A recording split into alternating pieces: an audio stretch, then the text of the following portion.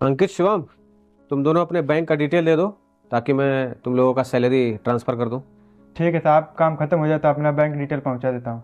ठीक है, ऑफिस में पहुंचा देना प्रिंट आउट। साहब, हम इस महीने सैलरी नहीं लेंगे, अगले महीने लेंगे। अरे अगले महीने लोगे तो फिर इस महीने का तुम्हारा खर्चा कैसे चलेगा? साहब, जब यहाँ से काम खत्म करके जाते हैं तो रात को मैं सिक्योरिटी गार्ड का नौकरी करता हूँ, उसी से मेरा खर्चा निकल जाता है महीने का। अच्छा ठीक है।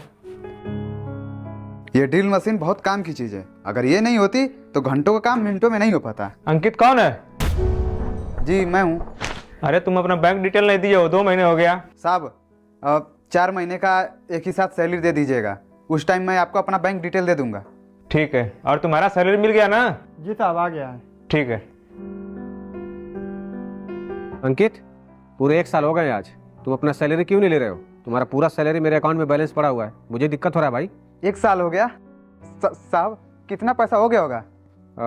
तुम्हारा सैलरी प्लस बोनस और कुछ इंटरेस्ट मिला के अप्रॉक्स 2 लाख के आसपास होगा। वो साहब, वो पैसा मैं इकट्ठा लेना चाहता था, काम खत्म होते ही मैं आपको अपना पासबुक दे दूंगा, आप उसमें पैसा डाल दीजिएगा। चलो बढ़िया है, कम से कम अब तो तैयार हुआ सैलरी लेने के लिए। अच्छा मुझे ये बताओ, तुम सैलरी ले क्यों नहीं रहे थे? मतलब ठीक है, खर्चा तुम्हारा निकल जाता है, पर फिर भी। वो साहब, बात ये है कि अरे नालायक, दिन भर केवल घर में सोया रहता है, कुछ काम दाम करेगा?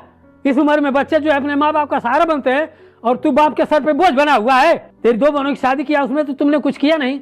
कम से कम अपनी छोटी बहन की शादी में तो कुछ व्यवस्था कर दे पैसे की। हमेशा ही मेरे सर का बोझ बना रहेगा क्या? निठल्ले कहीं के। साहब, मैं जितना पैसा कमाता था सारा पैसा अपने ऊपर खर्च कर दिया करता था। पिताजी का डांट सुनने के बाद मैंने सोच लिया कि अपने 2 बहनों की शादी में तो पैसे की मदद नहीं कर पाया, पर तीसरी बहन की शादी में मदद करूंगा। इसीलिए मैं उस दिन से पैसा इकट्ठा कर रहा था ताकि मैं अपनी तीसरी बहन की शादी में मदद करूंगा तो पिताजी बहुत खुश होंगे।